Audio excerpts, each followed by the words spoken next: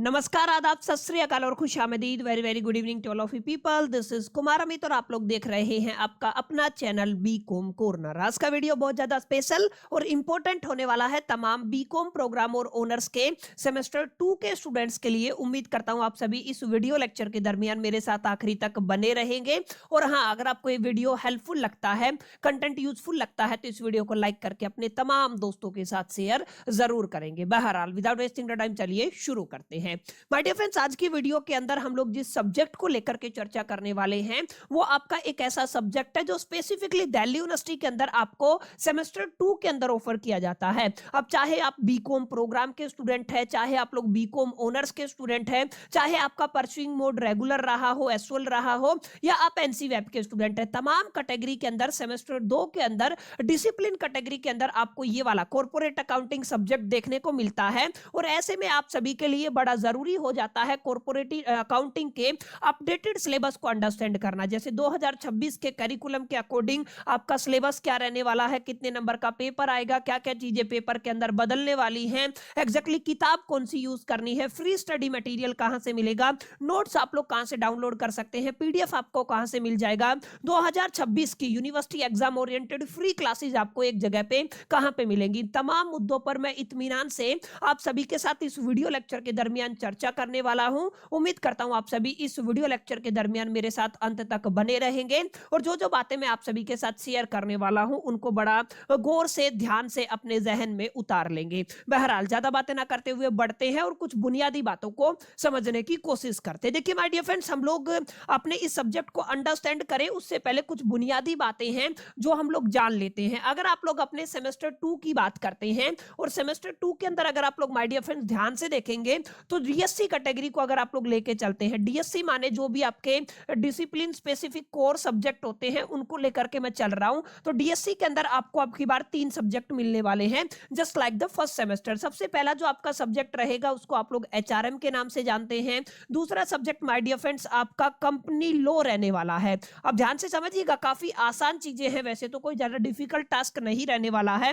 और जो तीसरा सब्जेक्ट रहेगा वो माय डियर फ्रेंड्स आपका कॉर्पोरेट अकाउंटिंग रहने वाला है। ये 3 सब्जेक्ट हैं जो डिसिप्लिन कैटेगरी के अंदर सेमेस्टर 2 के अंदर आप सभी को ऑफर किए गए हैं। अब आपको समझना क्या है, समझना ये है माय डियर फ्रेंड, जब भी आप लोग इस सब्जेक्ट को लेके चलेंगे ना कॉर्पोरेट अकाउंटिंग को, तो कॉर्पोरेट अकाउंटिंग अपने आप में one of the difficult subject माना जाने वाला है। अगर मैं कहूं आपके एंटायर ग्रेजुएशन के दरमियान, सर आप ऐसा क्यों बोल रहे हैं, देखिए कुछ बुनियादी बातें हैं जिनको हमें समझना जरूरी है। अगर आप लोग बाकी 2 सब्जेक्ट को देखते हैं सेमेस्टर 2 के रिस्पेक्टिव में, तो अगर आप लोग एचआरएम की बात करते हैं, ह्यूमन रिसोर्स मैनेजमेंट की बात करते हैं, तो पूरा का पूरा थ्योरेटिकल सब्जेक्ट रहने वाला है। अगर आप लोग कंपनी की बात करते हैं, तो कंपनी लॉ की बात करते हैं, तो पूरा का पूरा थ्योरेटिकल सब्जेक्ट रहने वाला है। यानी ये दोनों सब्जेक्ट थ्योरी बेस्ड रहेंगे। और अगर आप लोग 1 से 1.5 महीना पहले भी अगर आप लोग प्रिपेयर करना शुरू करेंगे तो माय डियर फ्रेंड्स बड़े आराम से इन दोनों सब्जेक्ट के अंदर आप लोग बड़े प्यार से अच्छे मार्क्स लेके आ सकते हैं। लेकिन समस्या किसकी है? आपकी कॉर्पोरेट अकाउंटिंग की है। कॉर्पोरेट अकाउंटिंग के अंदर पहली समस्या ये है, ये आपका थ्योरेटिकल सब्जेक्ट नहीं रहने वाला है, ये आपका थ्योरेटिकल के साथ प्रैक्टिकल सब्जेक्ट भी रहने वाला है। अब यहाँ पे इतना ही आपका मामला खत्म नहीं होता है।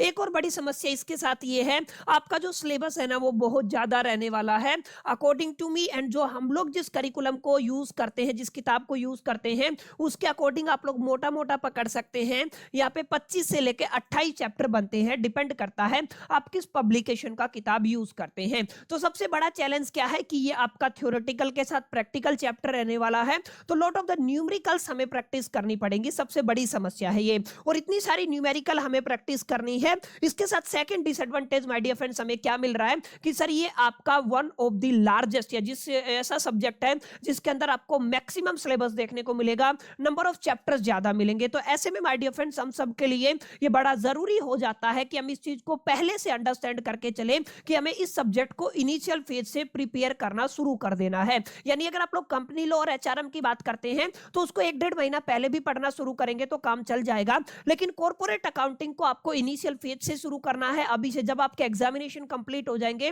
उसी टाइम से आपको पढ़ना शुरू करना है, तभी आप लोग इसकी न्यूमेरिकल्स को प्रैक्टिस कर पाएंगे, तभी इसकी थ्योरी को अंडरस्टैंड के लर्न कर पाएंगे। तो माय डियर फ्रेंड्स, ये कुछ बातें हैं जिनको आप लोगों को ख्याल में रखना है। अब हम बात करने वाले हैं कॉर्पोरेट अकाउंटिंग की, और कॉर्पोरेट अकाउंटिंग के 2026 के अकॉर्डिंग क्या कुछ सिलेबस रहने वाला है।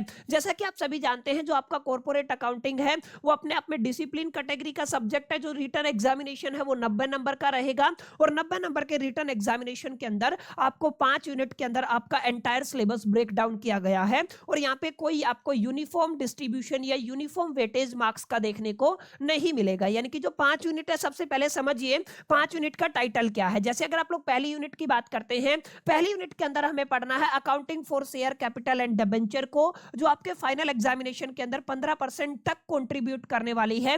करीब करीब 13.5 नंबर का यहां से सवाल आपको देखने को मिलेगा आपके फाइनल एग्जामिनेशन के अंदर। अगर आप लोग यूनिट 2 की बात करते हैं तो यहाँ पे आपको preparation of the financial statement को पढ़ना है।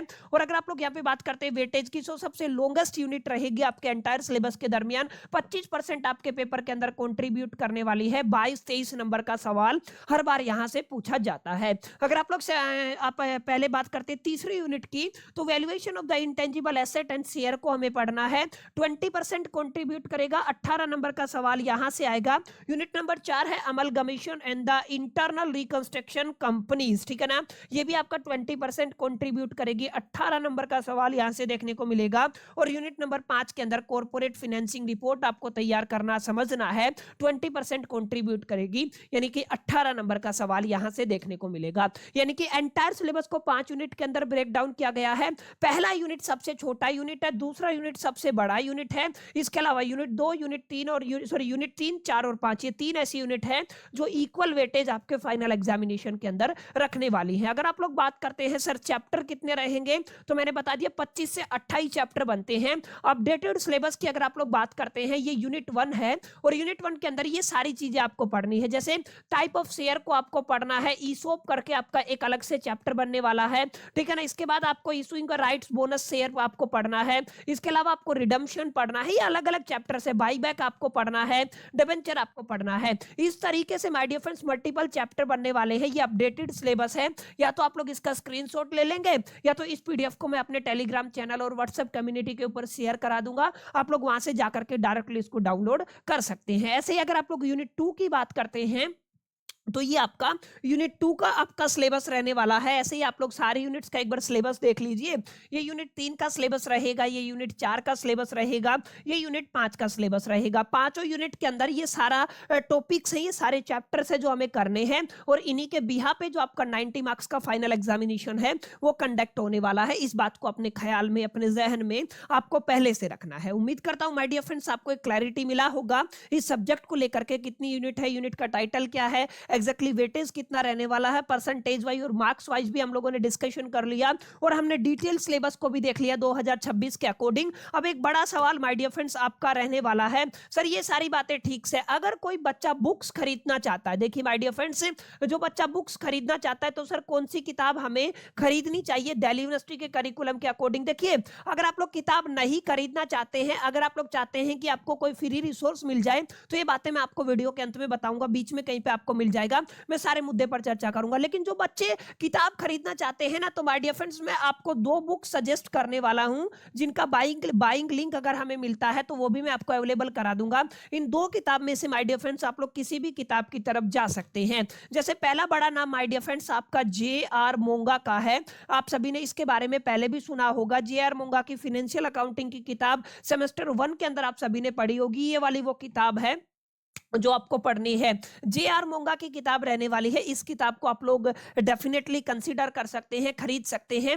या इसके अलावा माय डियर फ्रेंड्स एक और अगर आप लोग किताब खरीदना चाहते हैं, तो पीसी तुलसियन और भरत तुलसियन ने मिलके एक किताब लिखा है एस चांद पब्लिकेशन का, ये वाला किताब भी आप लोग कंसीडर कर सकते हैं। दोनों किताबें बेहतरीन किताबें हैं, बेस्ट किताबें हैं, जो आपको अच्छा लगता है, जो किताब आपको अच्छी लगती है, जो पब्लिकेशन आपको समझ में आता है, जो राइटर आपको समझ में आता है, आप डेफिनेटली उसकी तरफ जा सकते हैं। आई पर्सनली सजेस्ट आप लोग जे.आर. मोंगा की तरफ जाना चाहिए। और जो बच्चे किताब नहीं खरीदना चाहते सर, उनके लिए क्या सॉल्यूशन है? माय डियर फ्रेंड्स, आप सभी के लिए सॉल्यूशन है केवल और केवल एक platform, that is the BCom corner. BCom corner के आप लोग यूट्यूब चैनल को सब्सक्राइब कर ही लिए होंगे, साथ साथ हमारे टेलीग्राम चैनल को जरूर ज्वाइन कर लीजिए। टेलीग्राम चैनल का लिंक मैंने डिस्क्रिप्शन में प्रोवाइड किया हुआ है। माय डियर फ्रेंड्स, अब ध्यान से समझिएगा, जितने भी क्लासेस मैं अपने चैनल के ऊपर कंडक्ट करता हूं, तमाम जितने भी सेशंस होते हैं, उन सेशन का पीडीएफ कुछ टाइम के बाद आपको हमारे चैनल के ऊपर देखने को मिलता है। वहां से जाकर के आप लोग डायरेक्टली हमारे कंटेंट को डाउनलोड कर सकते हैं। न केवल डाउनलोड कर सकते हैं बल्कि अपने एग्जामिनेशन की प्रिपरेशन को नेक्स्ट लेवल के ऊपर लेके जा सकते हैं। अब एक बड़ा सवाल और होगा माय डियर फ्रेंड्स कि सर, अगर आप हम स्टडी मटेरियल आपकी पीडीएफ को डाउनलोड करते हैं तो उसके बाद किताबें खरीदने, देखिए माय डियर फ्रेंड्स, अगर आप लोग बहुत गहराई में जाकर के विजडम हासिल करना चाहते हैं सब्जेक्ट के ऊपर, तो डेफिनेटली किताब के बिना आपका काम चलने वाला नहीं है। लेकिन अगर आप लोग एग्जामिनेशन को टैकल करके चल रहे हैं कि केवल एग्जामिनेशन के प्रोस्पेक्टिव से यार अच्छे मार्क्स हमारे आ जाए और एक बेसिक नॉलेज हमें हो जाए, एक अंडरस्टैंडिंग हमें हो जाए, बहुत ज्यादा गहराई में जाकर के हमें नेट यूजीसी वगैरह की प्रिपरेशन नहीं करनी, तो डेफिनेटली आप लोग किताब ना भी खरीदेंगे तो चल जाएगा। काफी बच्चों का ये डाउट रहेगा कि सर, एसवाल की तरफ से हमें किताब प्रोवाइड की जाती है। माय डियर फ्रेंड्स, एसवाल की तरफ से दो तरीके की किताबें आपको प्रोवाइड की जाती हैं। एक वो किताबें हैं जो थ्योरी बेस्ड सब्जेक्ट रहते हैं, कुछ ऐसे हैं जो प्रैक्टिकल बेस्ड सब्जेक्ट रहते हैं। जो प्रैक्टिकल बेस्ड सब्जेक्ट है, मैं आपको सजेस्ट करूंगा पर्सनली उन किताबों को निकाल करके अलग से रख दीजिएगा, ठीक है ना। वो किसी काम की नहीं रहने वाली है, वो किसी सिमेट्री के साथ नहीं है, किसी सीक्वेंस के साथ नहीं है, कोई अपडेशन उनके अंदर नहीं है, यानी कि वो आपके किसी काम नहीं आने वाली है। अननेसेसरी आपके डाउट्स इंक्रीज होंगे। किताब आपको खरीदना है तो इन दोनों किताबों में से आप लोग जरूर कंसीडर कर सकते हैं किताब को। अगर नहीं खरीदना चाहते हैं तो टेलीग्राम ज्वाइन कर लीजिए, वहां पर आपको सारा कंटेंट फ्री ऑफ कॉस्ट मिल जाएगा। अब अगर आप लोग चाहते हैं, जैसे मैंने रिसेंटली अनाउंस किया है कि हम लोग सेमेस्टर 4 का एक प्रैक्टिकल सब्जेक्ट अपने चैनल के ऊपर कराने वाले हैं, ऐसे ही मेजरली मेरा फोकस रहने वाला है सेमेस्टर 6 के ऊपर। अगर आप लोग सेमेस्टर 2 के स्टूडेंट हैं और अगर आप लोग चाहते हैं कि कॉर्पोरेट अकाउंटिंग हम अपने चैनल के ऊपर रेगुलर क्लासेस लेके आए, ताकि समय रहते न केवल आप अपने सब्जेक्ट को समझ पाए, प्रैक्टिस कर पाए, अंडरस्टैंड कर पाए और एक बेहतर नॉलेज गेन कर पाए और अपने फाइनल एग्जामिनेशन की प्रिपरेशन को नेक्स्ट लेवल पे लेके जा सके, तो माय डियर फ्रेंड्स, इस वीडियो के नीचे आपको अपना रिस्पांस दिखाना है, कमेंट करना है कि हमें सर इस सब्जेक्ट के लिए भी क्लासेस चाहिए। अगर आपका अच्छा खासा रिस्पांस रहता है तो टीम एनालिसिस करके मेरे को अपडेट कर देगी और हम उसी हिसाब से अपनी जो प्रिपरेशन है कर लेंगे और मैं अनाउंस कर दूंगा कब से हमारी क्लासेस रहेंगी, क्या शेड्यूल रहेगा, लाइव रहेंगी कि रिकॉर्डेड रहेंगी। इन तमाम मुद्दों पर मैं आप सभी के साथ चर्चा करने वाला हूं। मैक्सिमम इस वीडियो को शेयर कीजिएगा अपने तमाम दोस्तों के साथ और कमेंट करने के लिए क्या कहिएगा, वीडियो को लाइक शेयर जरूर कर दीजिएगा ताकि इस वीडियो की रीच मैक्सिमम लोगों तक पहुंच सके और जिन भी स्टूडेंट्स को जरूरत है वो डेफिनेटली इस फ्री कंटेंट का बेनिफिट उठा सके। उम्मीद करता हूं वीडियो आपको पसंद आया होगा, सारे डाउट आपके क्लियर रहे होंगे, चीजें आपको बेहतर तरीके से समझ में आई होगी। अगर आपको ये सेशन पसंद आया है तो इस वीडियो को लाइक जरूर कर दीजिएगा, दोस्तों के साथ शेयर करना मत भूलिएगा। पहली दफे चैनल पे आए हैं तो सब्सक्राइब करके बेल आइकन को जरूर प्रेस कर दीजिएगा। चलिए मिलते हैं नेक्स्ट वीडियो के अंदर, जब तक के लिए मेरे तो सोल दी bye, till the keep learning.